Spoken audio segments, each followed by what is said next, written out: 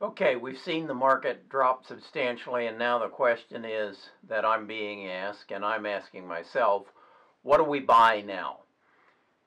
Let me clear something up first of all. I'm a retired financial advisor. I got an email this week through my real estate website from Henry, and Henry asked me if I would spend some time on the phone with him and he would pay me on an hourly basis to discuss the markets and discuss what to buy, when to buy, and what amounts.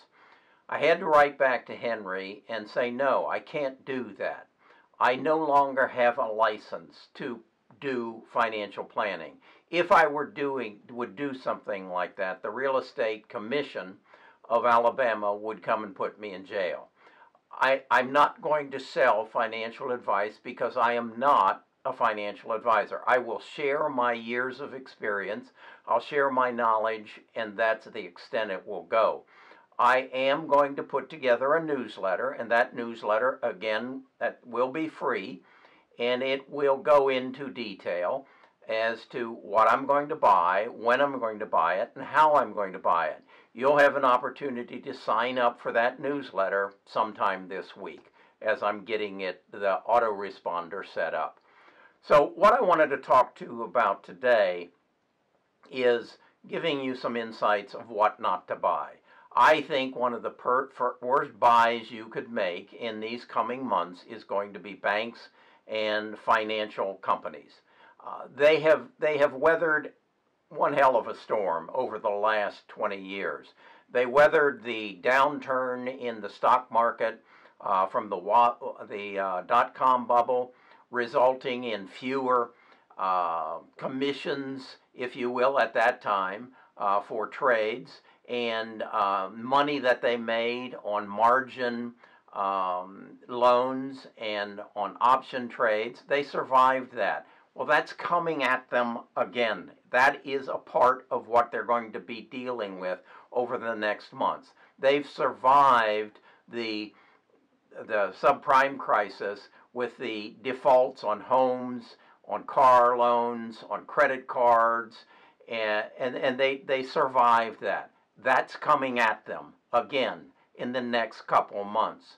They have survived the last 5-6 years of extremely low interest rates where they cut their spreads and they can't make as much money, and they survived that. But that's coming at them again. They've survived low energy prices in the past, but in the past they didn't have all the loans out that they have in our national effort to become oil independent by financing a lot of small companies doing shale extraction of oil. Well, those companies are now, because of such low oil prices, they are facing potential bankruptcies because they will not be able to make the loan payments on the loans that they have taken out. Well, now you might say, well, wait a second, the interest on that loan is very low. Well, that's true if you are a triple A company, but they're not. They're triple B, meaning that they buy junk. They are financed through junk bonds that pay a substantially higher interest because of it's a substantially higher risk. So their debt service is way out of line for the price of oil that they're now extracting. So it is a given that they will probably go bankrupt if the energy prices don't go down. So there we've got 4 elements that the banks and the financial institutions have survived in the past, but now they're all 4 coming at them. They now also have the fact that you and I are not spending money like we used to. My wife and I drove to the grocery store this morning, Sunday morning, and I noticed as I went by 3 very large churches, all of their parking lots were empty. I'm going to miss March Madness. I enjoy it. It's the only college basketball I watch. But it's not going to happen. And that's a tremendous amount of people whose livelihoods depended upon that. These are people who aren't going to be able to make their car payments. They aren't going to be able to make their house payments. If this goes on as long as it's said it's going to go on, the banks and the financial institutions are going to be in real trouble. So you don't want them in your portfolio. You don't want to be buying them because they are going to get the brunt end of all four of these bad things that could happen to them are all going to happen to them at one time. So let's stay away from the banks. It's not where we want to be. There are some other very tempting stocks that are going to present themselves, and it's going to be the airlines, and it's going to be the cruise ship companies, and I'm not confident. I'm not confident that we aren't going to have a major change in lifestyle. I'm not confident that this is going to be bad enough as a potential illness, as lost lives, but I think there's going to be a consciousness of a change in lifestyle. I think we're going to become much more home-centered.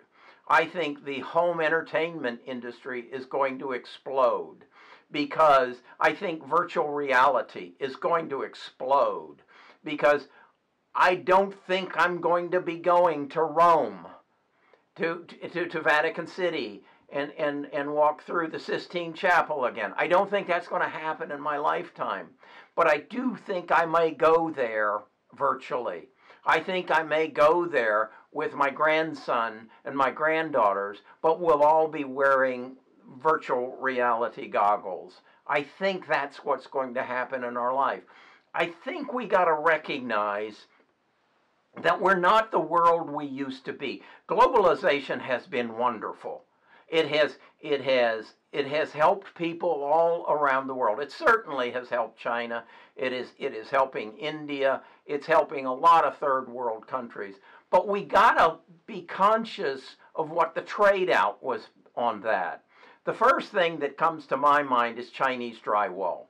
Roughly 100,000 homes here in the United States all of a sudden turned into being worth nothing a number of years ago, as the Chinese sent us drywall that was faulty and created electrical problems, created cancer, all kinds of problems. I also vaguely remember they sent us some toothpaste that had asbestos in it.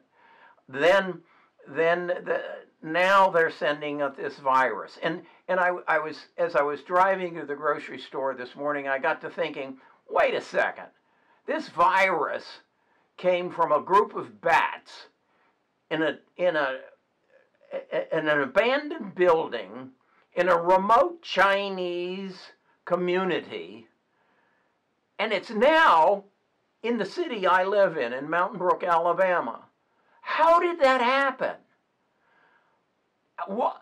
This is a change in our world, and we need to say, as investors, recognize it, and then determine how it's going to change our investment world, how it's going to, this globalization. Are we going to become more isolationists? Are we going to determine maybe I don't want to travel the world and see the world? Maybe I don't want to be exposed. Now at the same token, we're going to have to improve our medical system. We're going to have vaccines. But wait a second. I just remember saying that, or hearing that some of these vaccines aren't working anymore because the germ is becoming, that it isn't affected by the vaccine. We've got to come to an awareness that the world is changing. And the way we did business in the past is not going to be the way we do business in the future. And we exploded to this globalization, and we're going to shrink in. I don't know how far the shrink's going to come, but we aren't going to be the same world. We aren't going to just let people in and goods in to our sanctum like we have in the past. And as investors, we need to be thinking about that. The investing world is not what it used to be. Just buy what's hot. You got to become good at what I think my only skill in life is, and that's connecting the dots. I think logically. I think abstractly. I like saying, if this and this happened, then I'll be damned if that isn't going to happen. And that's what I'm going to advise you in investing. That's what I'm going to advise you if in real estate. I'm going to take my years of experience and my years of making mistakes and saying, no, we don't want to do that. So, message of the day, stay away from banks. I'll get that email address out to you, or that link out to you, so you can get on my autoresponder this week.